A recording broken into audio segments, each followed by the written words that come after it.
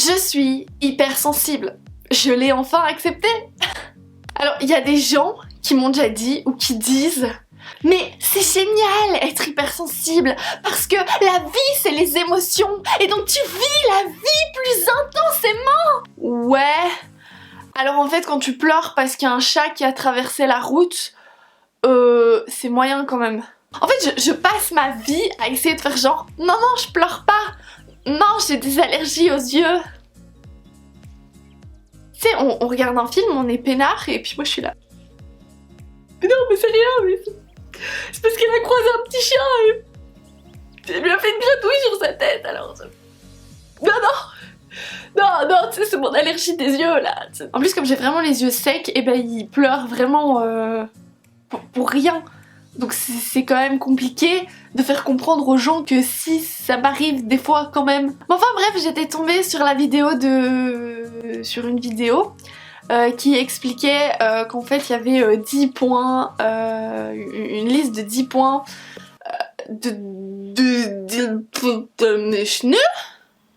J'étais tombée sur une vidéo où il y avait une liste de 10 points de choses qui étaient caractéristiques aux hypersensibles. Si t'en avais plus de 6, je crois, ça voulait dire que t'étais hypersensible, et j'en avais full. Donc voilà, et c'est là que j'ai un petit peu accepté. La vidéo, c'était de Stan Carré Super Coach. Je vous mettrai la vidéo en barre d'infos. Parce que créditons les gens, c'est bien. Et j'avais envie de passer en revue ces 10 points et en parler en l'étant moi-même, voilà ce que je ressentais, ce que ça m'évoquait, tout ça, tout ça. Alors, premier point, sensibilité au bruit. Oui, alors je lis, bruit parasite, trop fort, trop violent ou trop strident. Les bruits parasites. Ah, Eugène, en dormant, fait des putains de saloperies de bruit de bouche. Moi, je lui fous des pains. Tout le temps, genre ça m'énerve. Je pourrais l'étrangler, vraiment, je sais pas.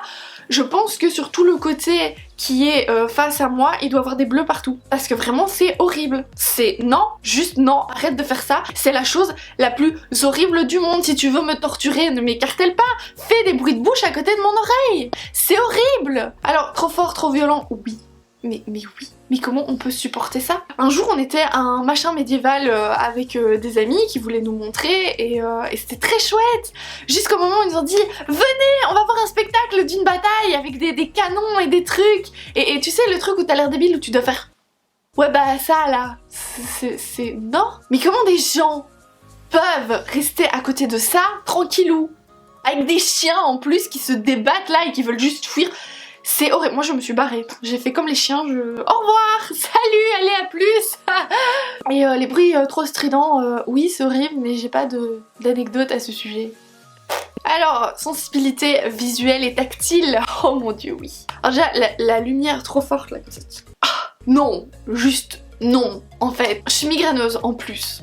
Et du coup, les lumières trop fortes, ça me donne très vite la migraine. Alors quand ça m'arrive, je ferme tout, je me fous dans le noir, je tape des lunettes de soleil, je mets un peignoir, comme ça je ressemble à une star en désintox. Et puis voilà, je vis dans mon petit sanctuaire parce que c'est horrible. Mais pourtant, j'aime bien quand c'est très lumineux chez moi. C'est paradoxal, hein, je sais. Oui. Et tactile, eh ben c'est pas compliqué. Au tout début avec Eugène, il essayait de me prendre amoureusement par la taille et puis moi je faisais... Voilà, je gâchais tout en fait. Non mais j'aime pas quand on me touche là, les flancs comme ça j'aime pas. Les jambes, j'aime pas non plus, genre les mollets et tout, les pieds, en fait ça me chatouille vite et j'aime pas ça. Par contre les épaules, j'aime bien, je sais pas pourquoi. D'ailleurs, pour dormir, j'ai besoin d'avoir un édredon lourd sur mon épaule, ou sur l'autre, hein. Mais sinon j'arrive pas à dormir. Donc du coup, en période de canicule, c'est génial. L'hyper-émotivité. Éclater de joie, pleurer très vite, tristesse écrasante ou angoisse envahissante, c'est ma vie. On m'a toujours dit que j'étais beaucoup trop stressée, et enfin voilà, j'ai déjà dit que je pleurais hyper vite. Mais alors j'éclate de joie beaucoup trop vite aussi, enfin c'est cool du coup. Mais genre tu me dis ah je t'ai ramené des œufs au chocolat, je vais pendant 1 heure danser autour de la... Des œufs en chocolat, des œufs en chocolat. La meuf n'a aucune hyper empathie. Ça sonne un peu... Donc ressentir l'état émotionnel de l'interlocuteur. Je suis une éponge en fait, c'est pas compliqué. Tu me parles parce que t'es hyper stressée, je suis hyper stressée avec toi. Même s'il n'y a rien pour moi, je vais être stressée avec toi, pour toi. Tu es triste, je vais pleurer aussi avec toi. Ton grand-père est mort, je le connaissais pas. Ça n'a aucun sens. Remarquer son état émotif sans qu'il le dise, oui bah oui, en même temps, si tu tires la gueule et que tu me dis ouais tout va bien, bah non. Mais il paraît que c'est pas inné chez tout le monde, donc je le dis quand même. Remarquer le mensonge, oui, bah oui, parce que si c'est en incohérence avec ce que tu ressens, bah... Enfin, pour moi, en tout cas, ça se voit. Essaye pas de me la faire à l'envers. Ressentir l'état mental de quelqu'un. Oui, bah oui. Alors notamment, si tu ne m'écoutes pas, je le vois, je le sens. Et du coup, moi, je me rends compte quand les gens ne m'écoutent pas, donc je me sens pas du tout écoutée. Alors que les gens dans la vraie vie, eux, ils remarquent pas quand on les écoute pas, donc ils ont pas l'impression de pas être écoutés.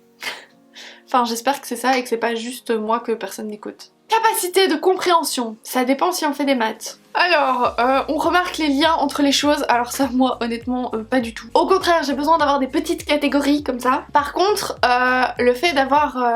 en fait ça fait 1000 ans que j'ai écrit cette vidéo et du coup je relis et je redécouvre un peu en même temps. Mais j'avais noté, j'ai telle info mais je ne sais pas d'où ça vient, mais ça tellement... Genre j'ai une info mais je sais pas d'où ça me sort, j'ai l'impression que je l'ai sucé de mon pouce. Je sais ça, mais je sais pas d'où ça sort. Du coup, je peux pas dire mais si, va voir tel lien, tel machin, tel truc, j'ai raison. Du coup, tout le monde pense que je suis une grosse conne qui invente des trucs. Besoin de comprendre les choses. Hyperactivité mentale, pensée envahissante, difficile à canaliser, oui. C'est pour ça que je fais de grosses insomnies. Parce qu'en plus, si t'as des idées noires, bah c'est genre ça retentit, genre t'as des critiques envers toi-même. Je suis une grosse débile, je suis une grosse débile, je suis une grosse débile, et genre t'as facilement tendance à la dépression comme ça. Mais si t'as des super projets, etc. et que c'est des super trucs, t'es là, ah oui trop bien, oui trop bien, oui trop bien. Insomnie aussi. Par exemple, quand on cherchait à déménager, j'étais en mode trop bien, on va déménager, ça va être plus grand, ça va être génial, ça va être chic, ça va être chac, ah trop bien, ça m'empêchait de dormir. Puis après on ne trouvait pas d'appartement, donc du coup ça m'a calmé comme ça. Pah là voilà, je sais pas c'était quoi ça, mais c'était pas. Et donc du coup bah j'étais en mode on trouvera jamais d'appartement, on va vivre toute notre vie dans ce taudis moisi de 30 mètres carrés et ça va être nul et on pourra jamais faire de projet ni rien parce que on est coincé ici. Je suis un peu particulière quand même. Besoin de relations profondes. En fait, moi quand j'ai des relations dans la vie comme ça, j'ai besoin d'avoir certaines relations, notamment une relation de couple, où on parle des vraies choses de la vie, où on refait le monde. Même si des fois, je suis là, viens on va parler, mais tu veux parler de quoi? Mais viens on va parler de ça, mais c'est bon on en a déjà parlé. Non mais j'ai besoin qu'on aborde des trucs vrais en fait. C'est indispensable à ma survie. Hey, parlons de la condition des cochons en abattoir. Par contre, j'ai aussi des relations superficielles, hein, ça m'arrive aussi, oui, des connaissances. Hey, salut, comment ça va? Il fait beau aujourd'hui? Bah oui, j'en ai comme tout le monde, il y a pas de problème avec ça, mais je peux pas avoir que ça. J'ai besoin d'avoir des vrais amis, des amis sur qui tu peux compter, à qui tu peux tout dire, avec qui tu peux avoir des vraies conversations, de vraies choses. Ils se reconnaîtront.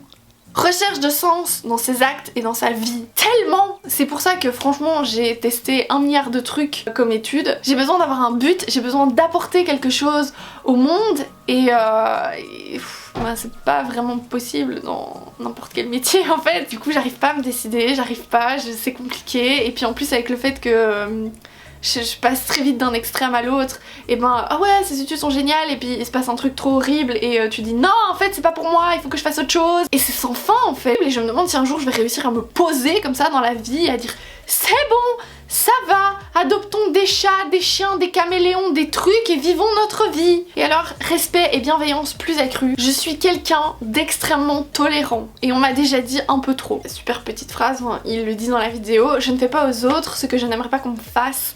Mais oui, mais en fait, pour moi, c'est extrêmement logique, mais en fait pas pour tout le monde. Tu sais quand tu penses que t'es normal toute ta vie et puis un jour tu regardes une vidéo et tu te fais oh, je suis pas comme tout le monde. Maintenant, est-ce que c'est bien ou mal? Forcément, moi je vois tous les côtés négatifs parce qu'on voit toujours les côtés négatifs de ce qu'on a dans la vie. T'as les cheveux bouclés, tu fais les cheveux lisses, t'as les cheveux lisses, tu fais les cheveux bouclés. Cet exemple est absolument banal et superficiel et c'est nul, mais j'en ai pas trouvé d'autres comme ça sur le moment parce que j'ai pas écrit, j'ai juste ma petite liste et c'est tout. Voilà, c'était fantastique. J'espère que ça vous aura apporté quelque chose dans votre vie, de connaître l'hypersensibilité et les hypersensibles, de me connaître un petit peu plus par la même occasion. Je ne sais pas si ça fait quelque chose de fantastique ou pas, mais voilà. Peut-être que vous avez découvert que vous êtes hypersensible. Dites-le moi, venez, on fait une conversation d'hypersensible, comme ça va être bien. Et sur ce, amour sur vous!